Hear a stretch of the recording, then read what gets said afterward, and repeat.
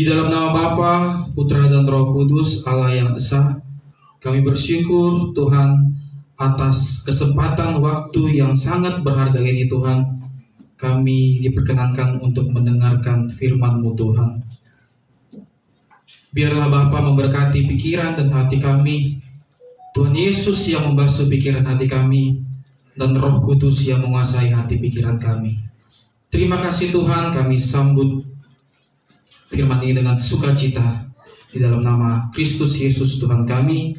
Amin. Shalom Bapak Ibu dikasihi Tuhan Yesus Kristus. Bagaimana hari ini? Luar biasa ya, puji Tuhan.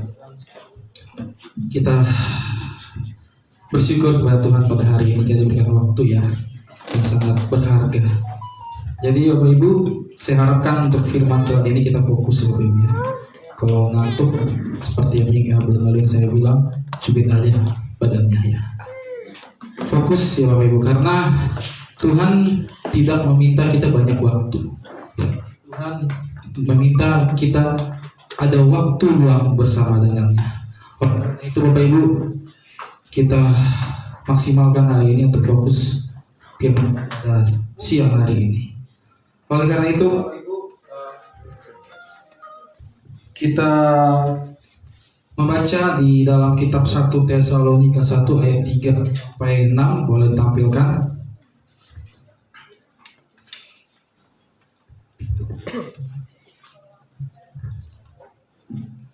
Kalau sudah ketemu mari kita sama-sama membaca ya. 1 Tesalonika 1 ayat 3 sampai 6. Kalau gitu Bapak Ibu bisa lihat di gadget masing-masing yang ada pada kitab sucinya. 1 Tesalonika 1.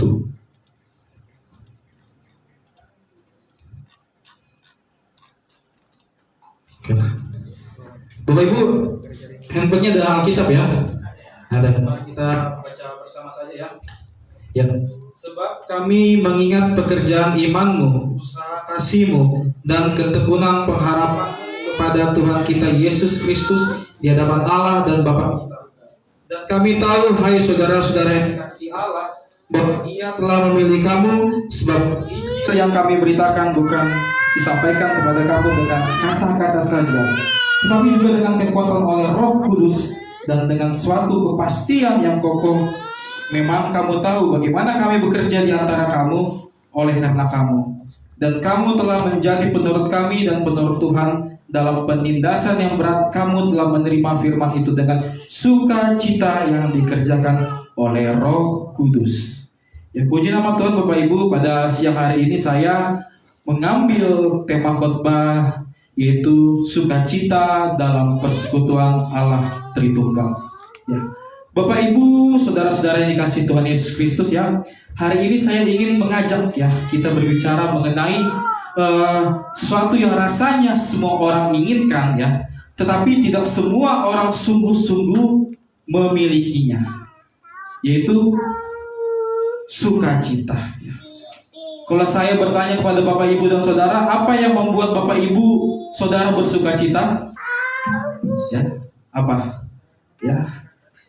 Pasti jawabannya mungkin ya secara duniawi mungkin bermacam-macam Bapak Ibu ya. Ada yang bersukacita karena ya puji Tuhan tubuhnya sehat ya. Ada yang keluarganya baik-baik saja ya, pekerjaannya lancar, anak berhasil ya, semua kebutuhan tercukupi ya, doa-doa kita dijawab ya. Hal-hal itu memang Bapak Ibu kita patut kita syukuri Bapak Ibu. Tapi ada juga sukacita yang sangat sederhana ya.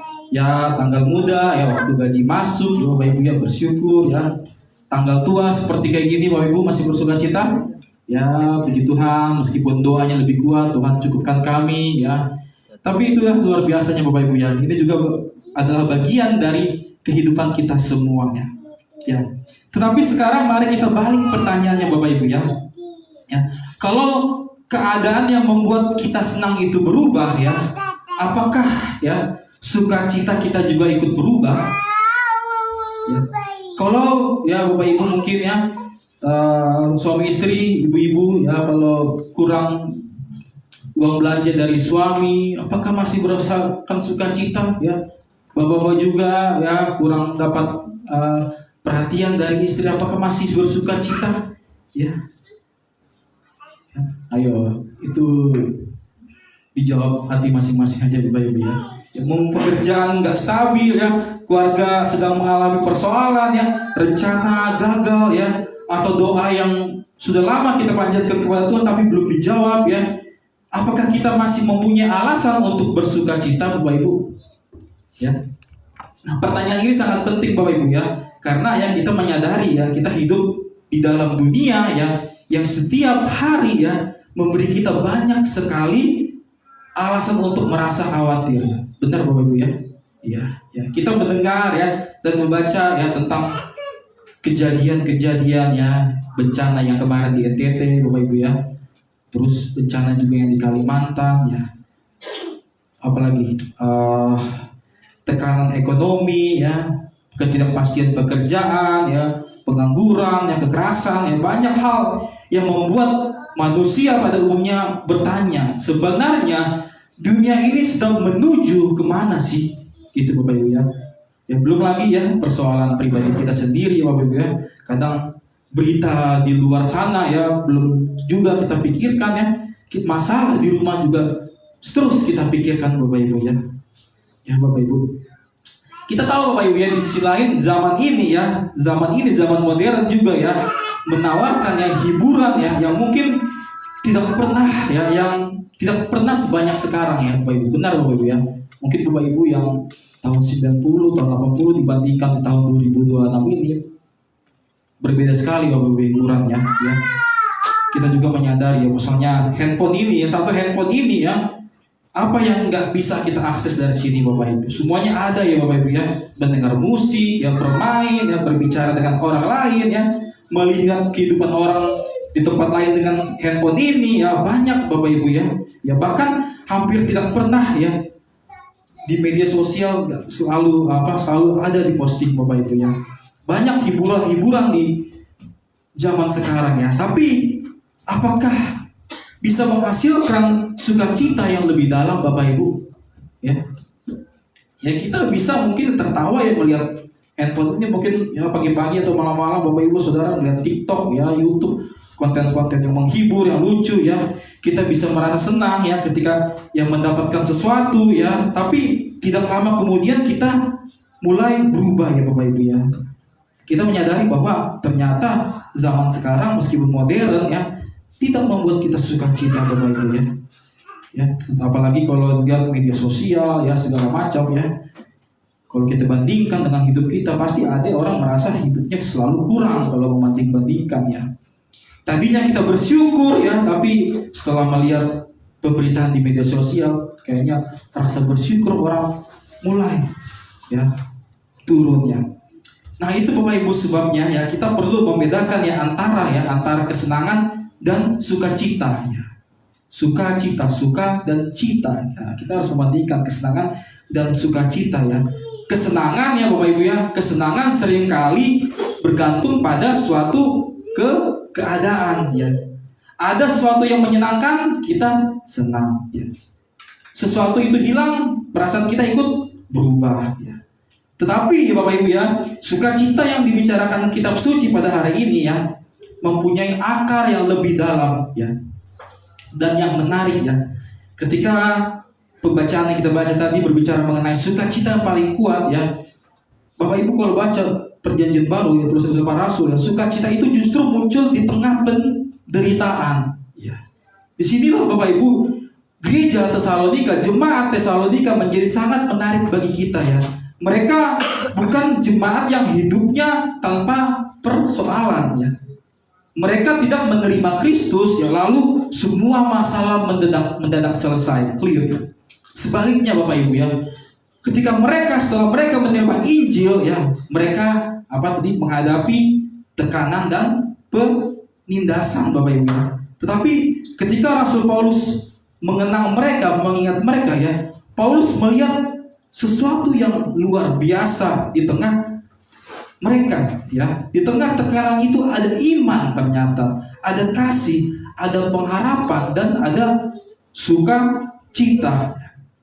Lebih menarik lagi Bapak Ibu ya, Paulus di sini nggak sekedar berkata-kata bahwa mereka adalah orang-orang yang pandai menjaga suasana hati, ya. Tidak ya. Justru Paulus berkata bahwa sukacita itu tadi berhubungan dengan pekerjaan Roh Kudus ya. Oleh karena itu Bapak Ibu ya, kalau kita tadi lihat 1 Tesalonika 1 ayat 3 sampai 6 ya, Paulus berkata, Paulus mengingat pekerjaan iman ya. Pekerjaan iman mereka, ada usaha kasih mereka dan ketekunan pengharapan mereka kepada Tuhan Yesus Kristus di hadapan Allah dan Bapa kita. Paulus kemudian berkata bahwa Injil datang kepada mereka bukan hanya dengan kata-kata, tetapi juga dengan kekuatan, dengan Roh Kudus ya, dan dengan suatu kepastian yang kokoh Bapak Ibu ya. Dan di ayat 6-nya juga Paulus berkata bahwa mereka menerima firman dalam penindasan yang berat dengan sukacita yang dikerjakan oleh Roh Kudus ya. Perhatikan Bapak Ibu dua kenyataan yang Paulus letakkan dalam firman ini ya. Penindasan yang berat ya, dan sukacita Roh Kudus ya. Kita biasanya Bapak Ibu yang enggak memasangkan kedua kalimat itu dalam kehidupan kita Bapak Ibu ya. Ya, rata-rata. Kalau ada penindasan kita membayangkan kesedihan ya. Kalau ada tekanan kita membayangkan apa? Ketakutan ya. Kalau ada kesulitan kita membayangkan keluhan ya. Tetapi Paulus di sini mengatakan bahwa penderitaan yang nyata dan sukacita yang nyata dapat hadir pada waktu yang sama. Mereka menderita, tapi mereka sukacita. Ya. Maka pertanyaan utama kita pada hari ini Bapak Ibu ya, pada siang hari ini, dari manakah datangnya sukacita yang tidak mati ketika keadaan hidup menjadi sulit? Ya. Apakah sukacita kita hanya sebuah emosional saja Bapak Ibu? Ya. Apakah kita hanya diminta untuk berpikir positif saja? Ya. Apakah sukacita itu justru lahir dari sesuatu yang lebih dalam, yaitu persekutuan kita dengan Allah sendirinya? Untuk mengerti perkataan Paulus ini Bapak Ibu ya, mari kita mengenal dahulu ya kehidupan jemaat yang menerima surat ini. Bapak Ibu mungkin tahu ya jemaat Tesalonika ya. Ya, pernah pasti membaca ya. Tesalonika ini adalah nama daerah, nama kota penting yang di wilayah Makedonia Bapak Ibu ya. Kota itu berada pada jalur perdagangan yang strategis ya. Kalau Bapak lihat di peta Alkitab ya, mungkin di Alkitab itu ada petanya tuh. Yang strategis dan dekat dengan pelabuhan Bapak Ibu ya. Itu jalan besar kerajaan Romawi ya. Makanya mereka kota Tesalonika ini dikenal sebagai namanya Via Egnatia ya. Jadi berbagai orang melakukan transaksi, belanja, perdagangan ya, banyak situ bermacam-macam budaya bertemu ya. Dan kehidupan kota itu dipengaruhi oleh kekuasaan Romawi, kekuasaan yang sangat mewah Bapak Ibu ya. Nah, Paulus Bapak Ibu ya datang. Mungkin Bapak Ibu tahu kisahnya ya. Paulus datang ke kota itu bersama Silas ya. Bapak Ibu tahu Silas ya. Setelah sebelumnya mengalami perlakuan keras di Filipi ya. Kalau kita Bapak Ibu membaca kisah para rasul pasal 16, kalau Bapak Ibu sudah membaca ya, dan 17, di situ Paulus ya dan Silas baru saja dipukul dan dipenjarakan di Filipi ya. Tetapi setelah keluar dari sana mereka melanjutkan ya pelayanan mereka ke Tesalonika.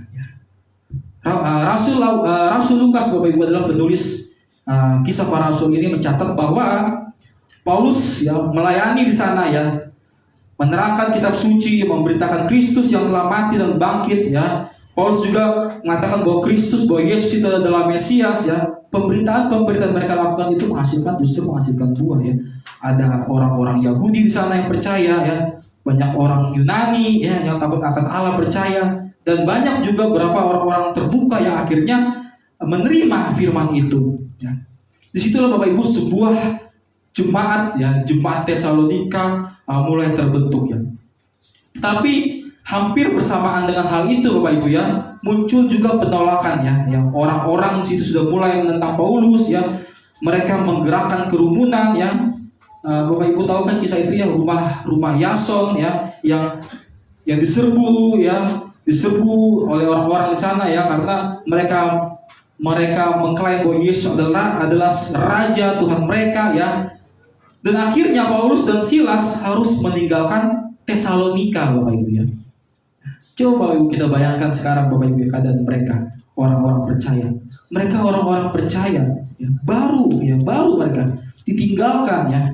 Iman mereka itu masih muda, masih terbentuk ya. Mereka baru saja mengenal Kristus, baru mulai belajar begitu Tuhan, tapi apa? Sudah harus menghadapi tekanan karena iman dan mereka. Coba bayangin Bapak Ibu, baru saja menjadi orang percaya, tapi langsung ditinggalkan dan menghadapi penindasan. Ya. Bagaimana Bapak Ibu kalau seandainya Bapak Ibu seperti itu ya? Ya mungkin ada pertanyaan ya semacam ini muncul ya Bang di benak kita ya. Kalau ya keputusan saya mengikuti Kristus ya dengan benar, mengapa sih hidup justru menjadi lebih sulit ya? Kalau Tuhan menyertai saya, mengapa sih tekanan ini masih ada ya? Pasti ada Bapak Ibu di benak pikiran Bapak Ibu dan Saudara. Pasti ada ya. Pertanyaan itu sebenarnya tidak terlalu jauh dari kita ya. Ada yang orang berkata, ya saya sudah sungguh-sungguh berdoa, melayani, tapi masalah ada saja, masalah belum selesai. Ada mungkin yang berkata, saya sudah mencoba hidup benar ya, mengapa justru saya diperlakukan gak adil ya. Ada yang berkata, saya sudah menyerahkan kepada Tuhan, mengapa saya masih melewati proses yang panjang ini gitu ya. Pasti ada Bapak Ibu ya. Ya kadang tanpa sadar Bapak Ibu kita mempunyai gambaran ya bahwa penyertaan Allah berarti apa? Hidup kita selalu lancar. Pasti ada pandangan seperti itu ya. Kalau jalannya mulus berarti Tuhan menyertai. Kalau muncul kesulitan ya kita mulai bertanya, apakah Tuhan sedang jauh kepada saya? Tetapi Bapak Ibu, kehidupan jemaat Tesalonika membongkar pemikiran seperti itu Bapak Ibu kalau kita lihat ya.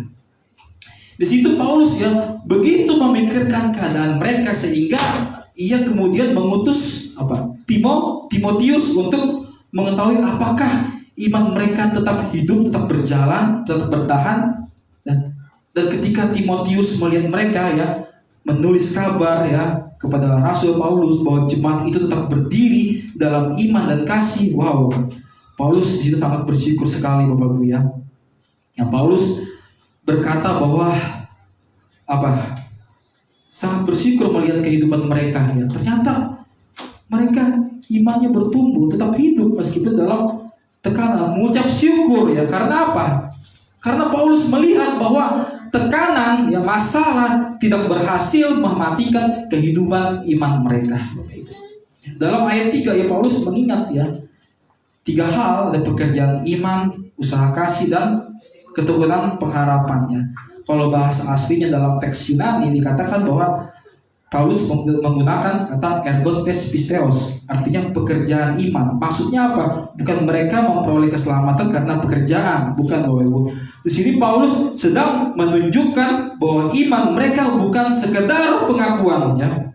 Iman yang hidup menghasilkan kehidupan yang nyata Bapak Ibu ya.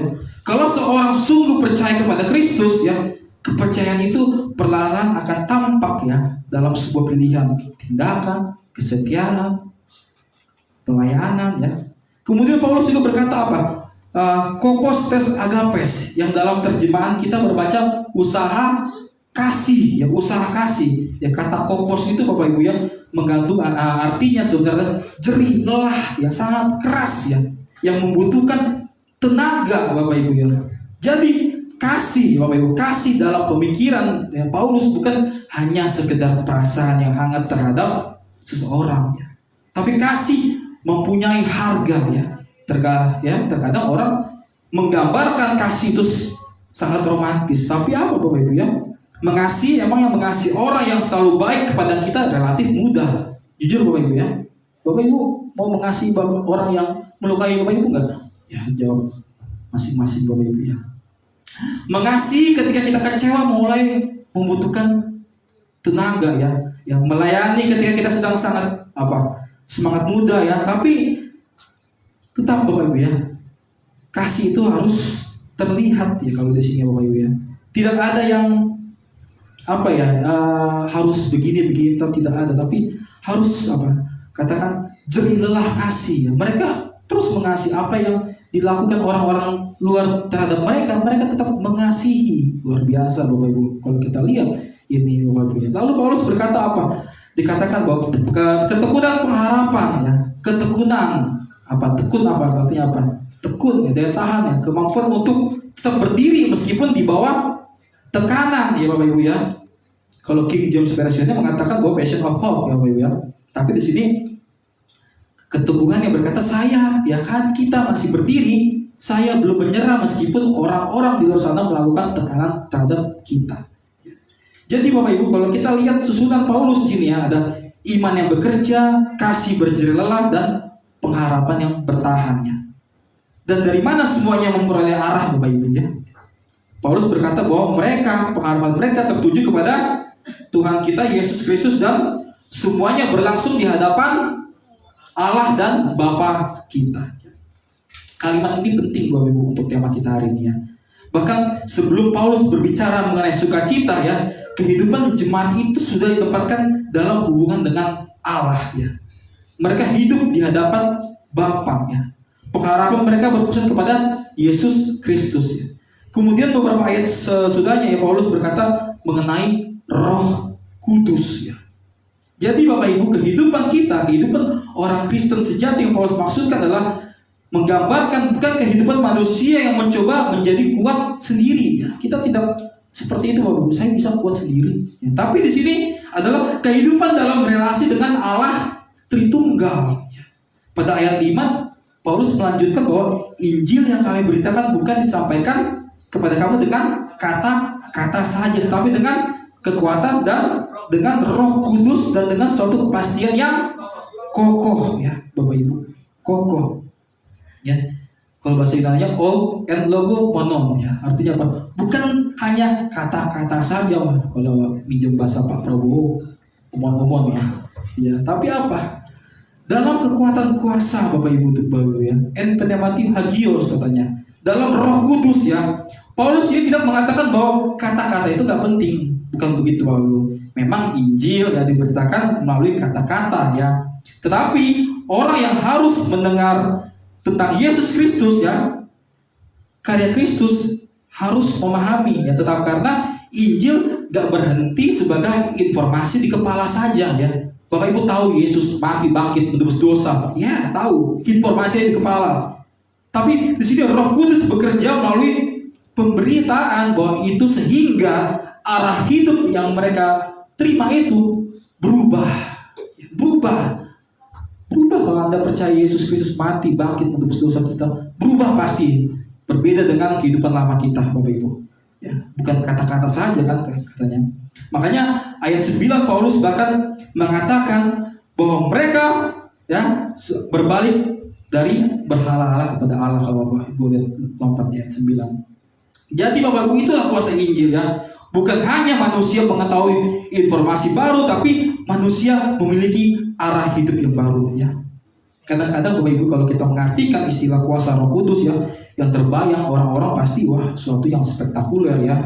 Kita membayangkan kejadian besar, mujizat, tanda-tanda heran luar biasa ya. Tapi di sini ya Allah ya berkuasa ya, Roh Kudus berkuasa bahwa kehidupan manusia benar-benar berubah. Juga merupakan karya Roh Kudus. Adakah perubahan dalam hidup kita ketika kita mengenal Yesus Kristus sebagai Tuhan dan Juru Selamat kita dibandingkan dengan kehidupan lama kita? Adakah? Bapak Ibu berkata jujur dalam hati Bapak Ibu saja. Ya itu Bapak Ibu yang mungkin orang yang dahulu sulit mengampuni ya mulai belajar mengampuni. Ya orang yang hanya hidupnya untuk diri sendiri mulai belajar melayani. Ya orang yang cepat menyerah mulai karena ketekunan ya mulai terus tekun ya. Orang yang hidup dalam kebencian mulai belajar mengasihi ya. Dan pada jemaat Tesalonika ya, itulah salah satu tanda itu bahwa di tengah tekanan mereka mempunyai sukacita ya. Sekarang kita masuk ke ayat 6 Bapak Ibu ya. Dikatakan bahwa mereka menerima firman dalam penindasan yang berat dengan sukacita yang dikerjakan oleh Roh Kudus ya. Kalau bahasa aslinya bahasa Yunani, tekanan ini dikatakan Tlipsis, berarti apa? Tekanan, kesesakan yang sangat amat parah, penderitaan ya. Ini bukan sekedar gangguan-gangguan kecil ya, tapi ini sangat berat banget keadaan mereka ya. Dan saya rasa ini sangat penting Bapak Ibu ya, bahwa kitab suci tidak meminta kita memasukkan ya, perasaan kita ya. Kalau perasaan kita sedih, ya sedih, tidak apa-apa ya. Kalau kita kehilangan seseorang yang kita kasihi, ya kita boleh menangis ya. Kalau kita dikhianati ya itu memang menyakitkan Bapak Ibu ya. Kalau keadaan ekonomi sedang berat ya kita boleh mengakui bahwa itu berat ya. Kalau tubuh kita sakit ya kita boleh mengakui bahwa kita merasakan sakit Bapak Ibu ya. Paulus mengatakan bahwa apa? Tekanan yang nyata ya, tekanan ya. Tetapi kemudian dalam kalimat yang sama ia juga menulis yaitu dengan sukacita Roh Kudus ya. Kata sukacita ya Bapak Ibu tahu ya, dari kata bahasa Yunani kara ya, sukacita, suka ya. Terjemahan Indonesia kita yang menggunakan sukacita dikerjakan oleh Roh Kudus, atau versi King James Version mengatakan with joy of the Holy Ghost ya. Atau beberapa terjemahan bahasa Inggris juga mengatakan bahwa the joy given by the Holy Spirit. Intinya sama Bapak Ibu ya, bahwa Paulus menghubungkan sukacita ini dengan karya Roh Kudus ya. Jadi Bapak Ibu ya, sukacita ya, jemaat Tesalonika bukan hasil menyangkal kenyataan mereka, bukan ya. Mereka nggak berpura-pura ya. Mereka benar mengalami ketekanan ya.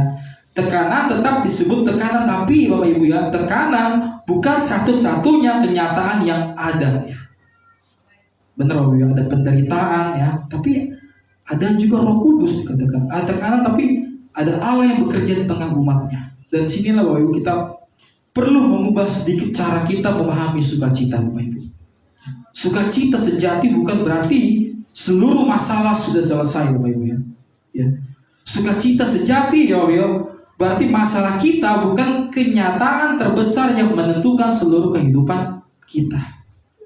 Ya, kadang ada mungkin kita berdoa ya Tuhan, saya banyak masalah, problem begini-gini, tolong selesaikan Tuhan masalah ini, baru saya bisa tenang ya. Mungkin ada ya. Kita boleh Bapak Ibu berdoa minta pertolongan seperti itu, tapi 1 Tesalonika menunjukkan bahwa karya Allah tidak selalu menunggu tekanan itu berakhir. Roh Kudus dapat bekerja saat tekanan yang mereka alami Bapak Ibu. Dengan kata lain, kita bisa berkata Bapak Ibu ya, kesulitan itu nyata tapi Allah juga nyata. Air mata itu nyata, ya, kesedihan itu nyata tapi kasih Allah juga nyata. Ketidakpastian itu nyata tapi pengharapan dalam Kristus itu nyata. Dan sekarang Bapak Ibu yang dikasih oleh Yesus Saudara, kita sampai kepada hubungan yang menurut saya sangat indah ya. Sangat indah antara surat Paulus ini dengan perkataan Tuhan Yesus dalam Yohanes 15. Mungkin bisa ditampilkan Yohanes 15. Nah, kalau tadi 1 Tesalonika memperlihatkan kepada kita sebuah jemaat yang memiliki sukacita Roh Kudus, nah Yohanes 15 yang membawa kita kepada perkataan Kristus sendiri mengenai sukacitanya.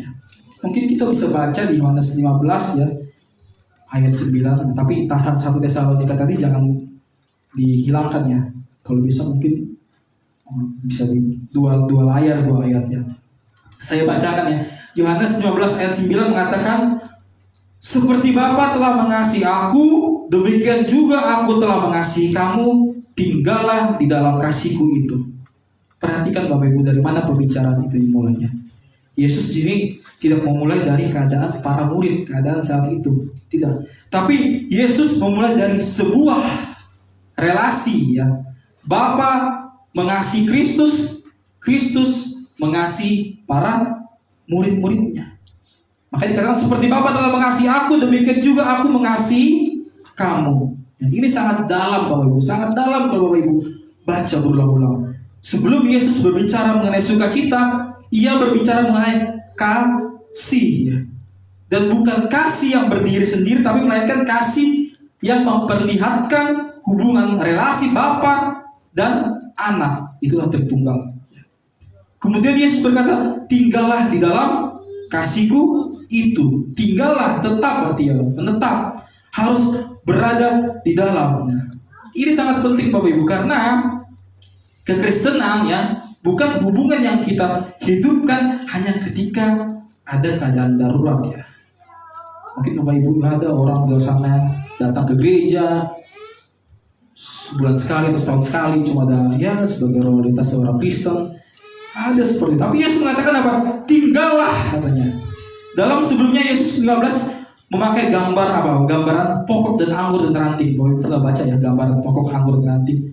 Ya, ranting hanya berbuah kalau tinggal pada pokok. Ya Bapak Ibu ya, mengerti Bapak Ibu ya. Kehidupan tidak berasal dari ranting itu sendiri ya. Kehidupan itu mengalir kepadanya karena ranting ya terhubung dengan pokok. Siapa pokoknya? Yesus. Dan kita adalah ada lagu sekolah minggu kan, Yesus pokok dan ya seperti itu kan. Dan itu Bapak Ibu kita lihat ya urutannya Bapak Ibu ya. Kita banyak ya orang-orang ya atau orang Kristen ya umumnya ingin buah ya. Kadang tidak memperhatikan apakah kita masih tinggal pada pokoknya. Kita ingin damai, kita ingin sukacita, kita ingin kekuatan ya. Tapi Yesus terlebih dahulu berkata, tinggallah di dalam kasihku. Tinggallah itu selamanya Bu. Tinggallah, tetaplah dalam kasihku.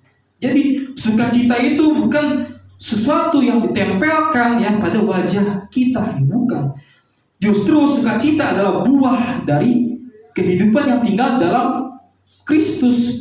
Makanya Bapak Ibu tahu ya Galatia 5 ayat 22 mengatakan bahwa apa? Buah roh ialah kasih, sukacita, damai dan sejahtera. Kata sukacita. Ya. Jadi ini menarik sekali Bapak Ibu ya di situ. Ya Yohanes ya, penulis Injil ini Yohanes berbicara tentang ranting yang tinggal dan berbuah. Artinya Paulus apa? Berbicara mengenai sukacita sebagai buah roh ya. Bapak Ibu harus mengerti ya, ranting itu tidak menghasilkan buah dengan cara sendiri ya. Ia berbuah karena ada kehidupan yang mengalir di dalamnya. Demikian juga orang Kristen, orang yang tebus Tuhan ya. Kita nggak bisa menghasilkan sukacita dengan memerintah diri sendiri. Ada Bapak Ibu di sini? Ayo senang, ayo sukacita. Gitu. Ayo senyum. Ada Bapak Ibu di sini? Ya. Justru sukacita tumbuh dari kehidupan Allah yang bekerja di dalam kita. Tetapi Tuhan Yesus juga menjelaskan bahwa tinggal dalam kasih bukan hanya perasaan. Ya. Ingat Bapak Ibu ya. Dalam Yohanes 15 ayat 10, Ia berkata, jikalau kamu menuruti perintahku, kamu akan tinggal dalam kasihku, seperti aku menuruti perintah Bapakku dan tinggal dalam kasihnya. Kata menuruti apa? Menuruti atau bisa saja kita bilang memelihara, ya, yang berarti menjaga, memelihara, menaati, ya, menaati. Jadi Bapak Ibu tinggal dalam kasih Kristus bukan sekedar mempunyai perasaan yang hangat, ya Bapak Ibu ya. Ada kehidupan ketaatan di dalamnya, ya Bapak Ibu. Tapi Bapak Ibu urutannya jangan dibalik Bapak Ibu ya. Tadi ayat 9 berkata, aku telah mengasihi kamu ya. Jadi ketaatan bukan cara kita membeli kasih Kristus ya. Ingat Bapak Ibu, ingat. Ketaatan bukan cara kita membeli kasih Kristus. Kita mentaati karena kita sudah hidup di dalam kasih Kristus Bapak Ibu. Itu harus sadar Bapak Ibu. Jadi Yesus juga bahkan mengatakan bahwa pola itulah terdapat dalam kehidupannya sendiri ya. Ia menuruti perintah Bapa dan tinggal dalam kasih Bapa. Jadi Bapak Ibu kalau kita baca lagi di Yohanes 15 ayat 11 ya, dan menurut saya ini adalah salah satu jantung khotbah firman hari ini ya. Yesus berkata, semuanya itu kukatakan kepadamu supaya sukacitaku ada dalam kamu dan sukacitamu menjadi penuh. Wow, luar biasa, penuh. Sukacita Yesus ya menjadi sukacita kita, menjadi penuh. Luar biasa kan Bapak Ibu ya. Yesus ini nggak hanya berbicara mengenai sukacita sebagai gagasan umum, tapi Ia berkata bahwa sukacitanya itu ada bersama dengan kita. Sadar bahwa sukacitanya ada bersama kita? Amin. Lalu Dia berkata apa? Sukacitamu menjadi penuh. Bapak Ibu tahu arti penuh? Kalau penuh berarti tidak kekurangan Bapak Ibu. Selalu dipenuhi, penuh ya, berlimpah. Jangan Bapak Ibu merasa saya kurang sukacita hari ini karena istri saya begini, suami saya begini, anak saya begini, orang sana begini. Tapi Yesus berkata, sukacitamu penuh. Ya, jadi perhatikan Bapak urutannya Yohanes 15. Bapa mengasihi Kristus, Kristus mengasihi kita. Ya, para murid dipanggil tinggal dalam kasih Kristus. Demikian juga kita dipanggil untuk hidup dalam kasih Kristus. Ya, tinggal dalam kasih Kristus itu adalah bentuk sebuah ketaatan nih Bapak Ibu. Lalu Kristus berkata bahwa sukacitanya ada dalam kita. Sukacita itu terus menjadi penuh ya. Dengan kata lain Bapak Ibu ya, sukacita kita tidak bermula dengan pertanyaan ya, apakah keadaan saya sedang baik? Justru sukacita kita bermula dari pernyataan, di dalam siapa saya hidup. Di dalam siapa saya hidup? Apakah itu hanya masalah tekanan? Tidak, Bapak Ibu, tapi hiduplah dalam kasih. Itulah sebabnya kita mengatakan bahwa pusat sukacita kita adalah persekutuan, Bapak Ibu. Persekutuan, bukan sekedar emosi. Ya. Coba sekarang kita hubungkan dengan 1 Tesalonika tadi, Bapak Ibu ya. Tadi Yohanes 15 ya memakai kata sukacita, yang ketika Kristus berkata sukacitaku ya. Tapi kemudian juga 1 Tesalonika tadi ya berbicara mengenai sukacita dikerjakan oleh Roh Kudus. Perhatikan Bapak Ibu hubungan ini. Yang Kristus ya berkata kepada murid-murid dan tentu juga kepada kita bahwa supaya sukacitaku ada dalam kamu. Kemudian beberapa tahun kemudian Paulus melihat sebuah gereja yang mengalami tekanan, itu Tesalonika, dan mengatakan bahwa di dalam mereka ada sukacita Roh Kudus. Kita tidak perlu memisahkan keduanya, Bapak ya. Di sini Roh Kudus yang tidak membawa ya umat kepada sukacita yang terpisah dari Kristus. Justru Roh Kudus memuliakan Kristus, bersaksi tentang Kristus, dan membuat kehidupan Kristus nyata di dalam kita umatnya. Maka kita dapat mengatakan Bapak Ibu bahwa sukacita Kristus menjadi nyata dalam kehidupan gereja melalui Roh Kudus. Itulah kita tubuh jemaat Kristus saling bersekutu. Ya. Dan umat itu apa? Hidup di hadapan siapa? Di hadapan Allah dan Bapa kita. Disinilah bentuk Bapak Ibu. Disinilah bentuk Trinitas dari sukacita itu semakin jelas. Ya. Kalau hidup di hadapan Bapa, kita tinggal dalam kasih Sang Kristus. Dan Roh Kudus yang mengerjakan sukacita itu di dalam kita. Ya. Ini berarti bukan kita membagikan pekerjaan Allah ya menjadi 3 kotak ya, seolah-olah Bapa hanya melakukan satu bagian ya, Kristus bagian lain dan Roh Kudus bagian lain. Tidak ya, tidak. Kita sedang melihat satu kehidupan dalam persekutuan dengan Allah yang esa, yang memperkenalkan dirinya sebagai Bapa, Putra, dan Roh Kudus. Dan sebenarnya Bapak Ibu, inilah Injil ya, memberi kita satu gambaran yang sangat indah mengenai hal ini ya. Kalau Bapak Ibu lihat di Lukas 10 ayat 21 ya, mengatakan bahwa Yesus saja bergembira dalam Roh Kudus ya. Lalu mengarahkan ucapan syukur kepada Bapa. Ya, Yesus bergembira dalam Roh Kudus dan mengucap syukur kepada Bapa. Nah, dalam satu peristiwa ini kita melihat bahwa Kristus bersukacita dalam Roh Kudus dan berbicara kepada Bapanya. Jadi Bapak Ibu, kita sekarang mengerti bahwa sukacita bukan sesuatu yang asing dari kehidupan Allah yang Kristus nyatakan kepada kita. Justru Kristus sendiri bersukacita dalam Roh Kudus ya di hadapan Bapa tadi. Nah, di dalam Yohanes 15 Kristus berkata kepada murid-murid bahwa supaya saya sukacitaku tinggal di dalam kamu. Artinya apa Bapak Ibu? Artinya Allah membawa kita masuk ke dalam kehidupan persekutuan dengannya. Bapa mengasihi, Kristus membawa kita tinggal dalam kasih-Nya, Roh Kudus tinggal dan bekerja dalam kita. Dan dalam persekutuan itulah tumbuh sukacita. Itulah sebabnya Bapak Ibu ya, sukacita sejati berbeda dengan sekedar berpikir positif. Berpikir positif mungkin ya, saya yakin besok semua akan lebih baik ya, tapi iman Kristen sebenarnya nggak perlu harus berpura-pura tahu apa yang akan terjadi besok. Justru iman kita dapat berkata, saya belum tahu bagaimana keadaan besok ya, tapi saya tahu kepada siapa kehidupan saya berada. Itu yang harus kita tahu.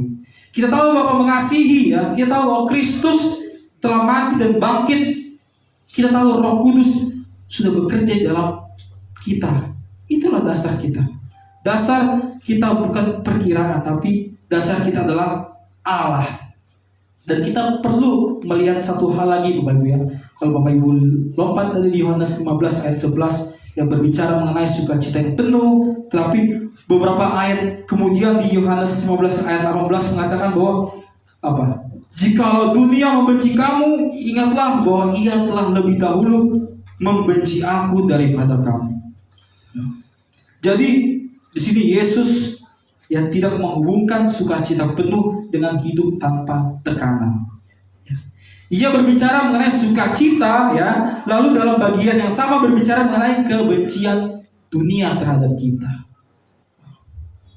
Ini sangat berhubungan dengan tadi kehidupan gereja di Tesalonika ya.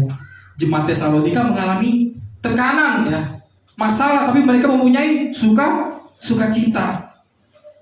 Apa yang Kristus katakan dalam Yohanes 15 kita lihat hadir dalam kehidupan gereja. Yang kemudian di Yohanes 15 ayat 26 ya, Tuhan Yesus berkata apa?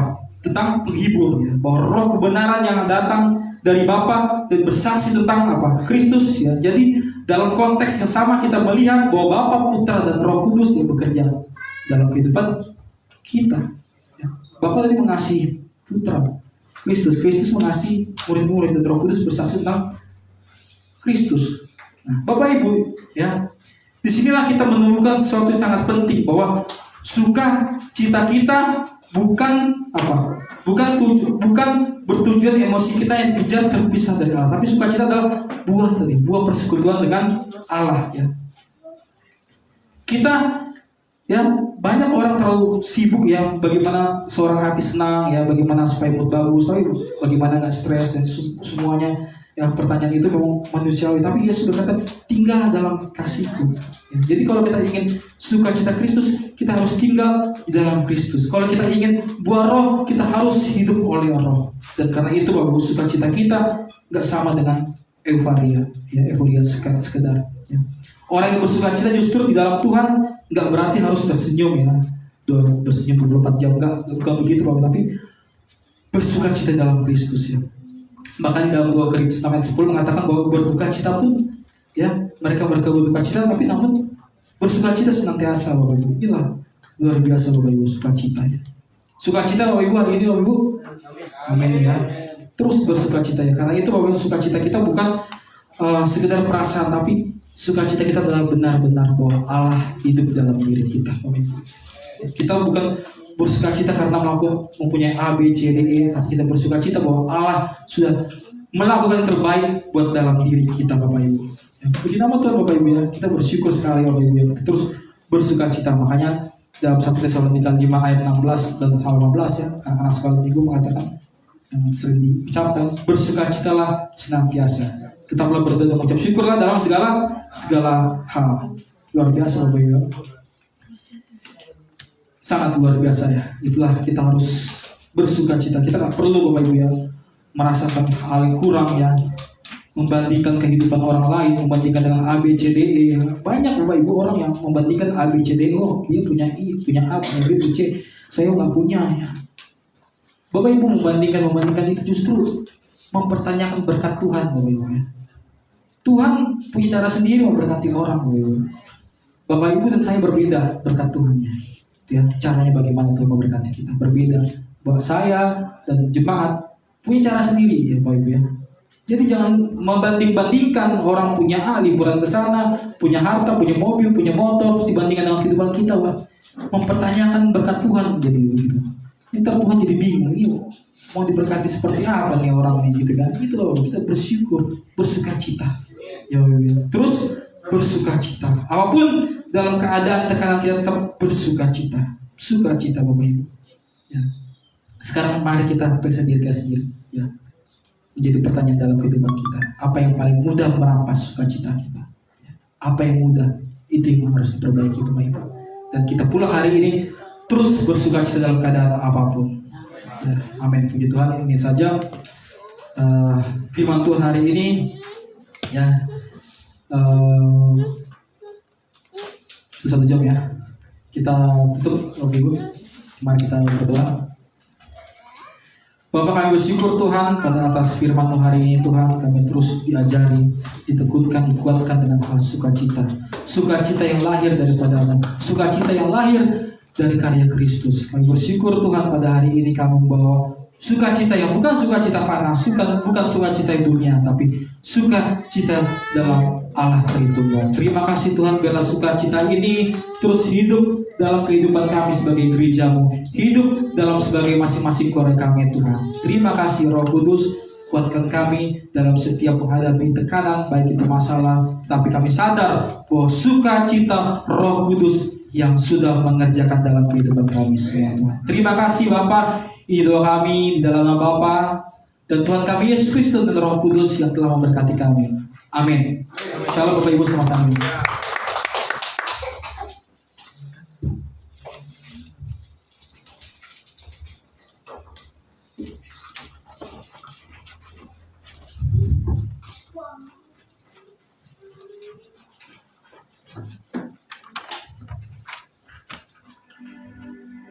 Puji Tuhan, diberkati oleh firman Tuhan pagi hari ini. Ya.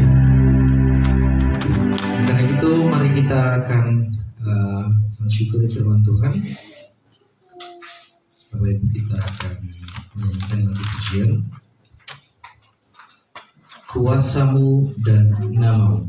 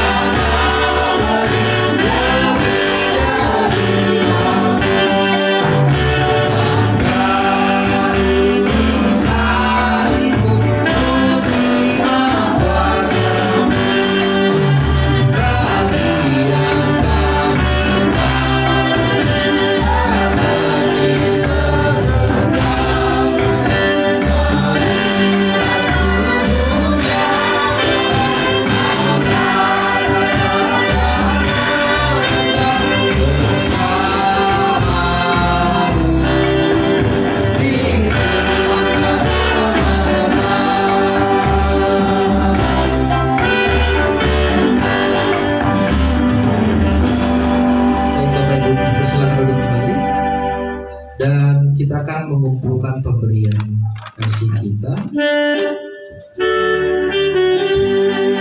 yang akan dilayani oleh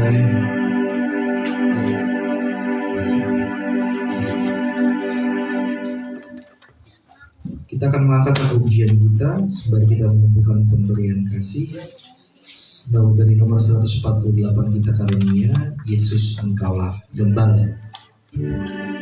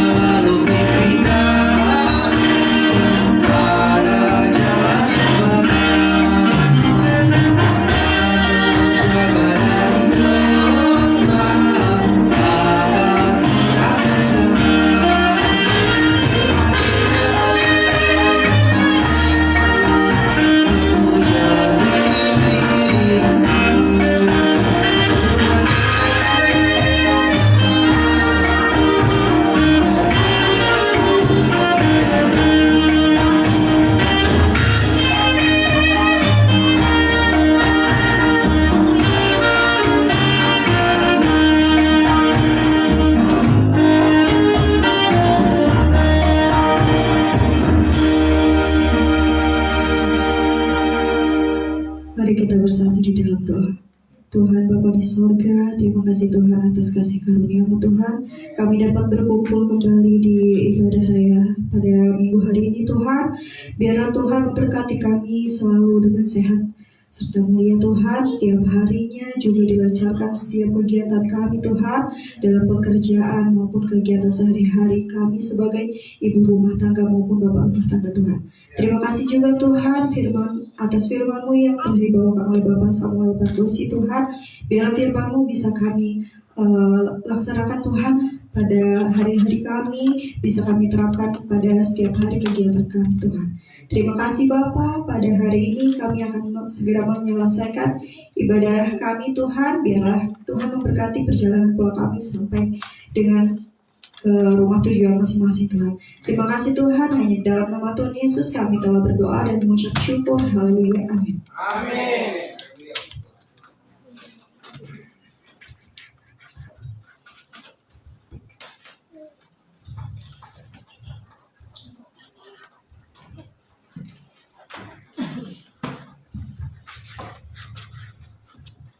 Ya, kita akan mendengarkan warta jemaat yang akan dilayani oleh Bapak Sinaga. Saya persilakan Pak.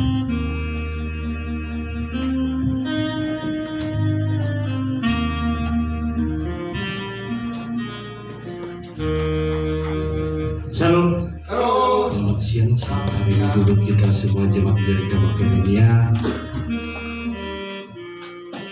Terima kasih atas kehadirannya. Semangat selalu di dalam Tuhan. Warta jemaat di siang hari ini 23 Agustus 2026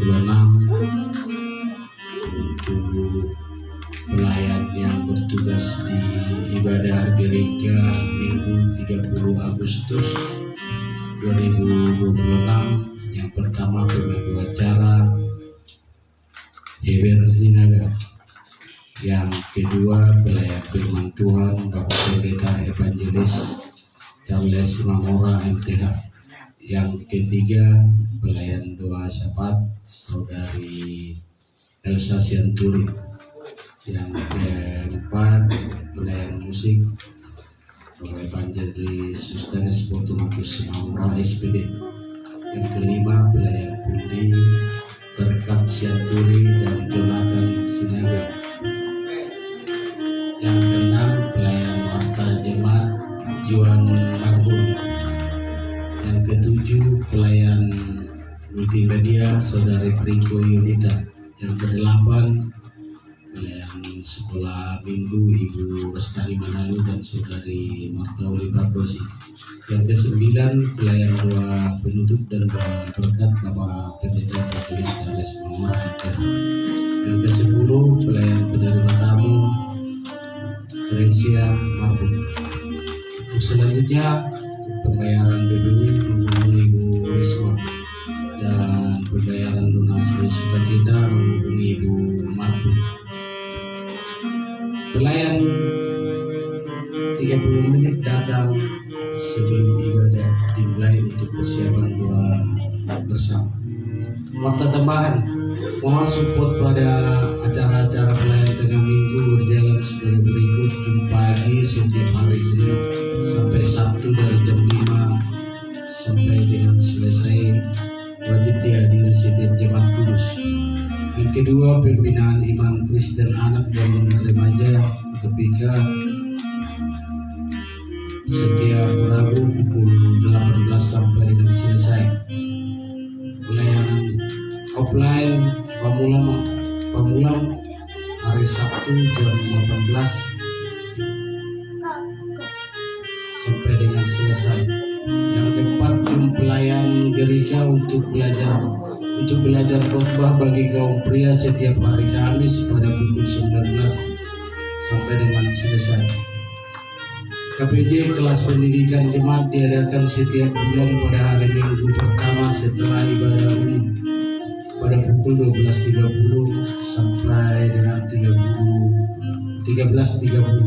Catatan wajib diikuti setiap jemaat termasuk anak sekolah minggu, pemuda-pemudi dan para pelayan. Catatan, yang mempersembahkan lagu pujian untuk minggu tanggal 30 Agustus 2026 adalah kaum bapa. Mohon dipersiapkan lagu pujian yang akan dibawakan. Terima kasih, Tuhan Yesus memberkati.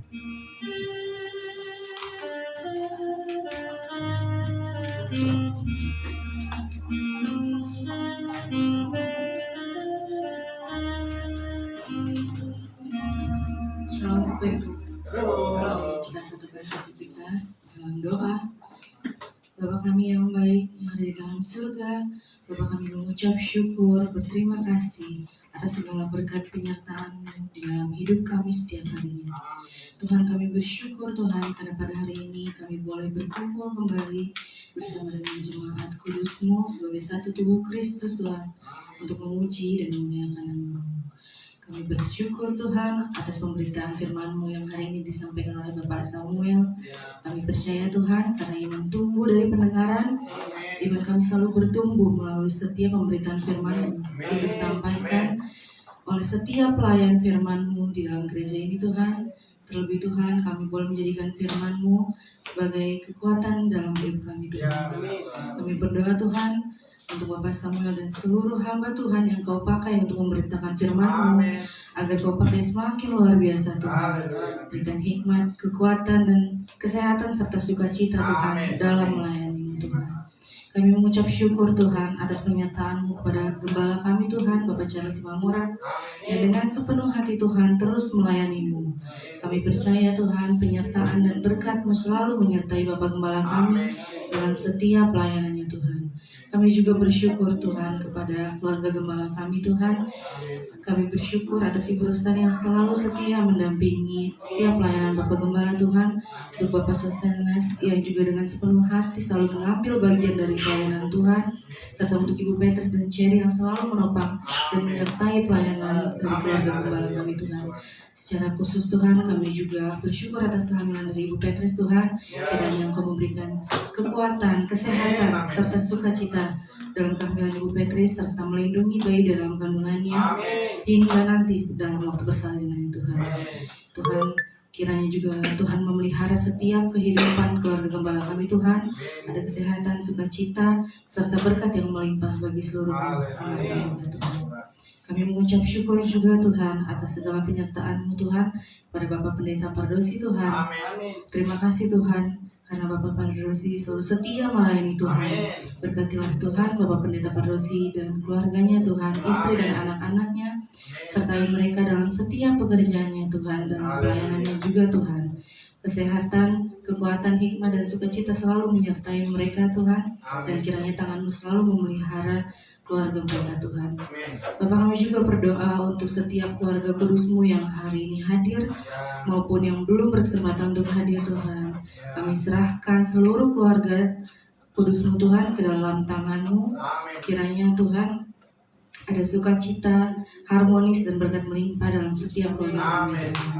Kami juga berdoa Tuhan secara khusus untuk kaum Bapak sebagai kepala keluarga Tuhan. Berikanlah setiap Bapak hati yang penuh kasih terhadap istri dan anak-anaknya Tuhan. Berikanlah hikmat, kebijaksanaan dalam memimpin keluarganya ya Tuhan. Sehingga setiap keluarga kami dapat bertumbuh di dalam kasih dan takut akan Tuhan. Berkatilah juga Tuhan setiap pekerjaan yang mereka lakukan. Lancarkanlah pekerjaan mereka dan cukupkanlah setiap kebutuhan keluarga kami ya Tuhan. Kami juga berdoa Tuhan untuk setiap istri dan kaum ibu di gereja ini. Berkatilah kami ya Tuhan agar ada hati yang penuh kasih, kesabaran, kekuatan, dan tubuh yang sehat untuk merawat anak-anak, keluarga maupun rumah tangga kami ya Tuhan. Kiranya dalam setiap keluarga kami Tuhan, suami istri dapat saling mengasihi Tuhan, saling menghormati dan melayani satu sama lain, sebagaimana Engkau mengajarkan kami ya Tuhan.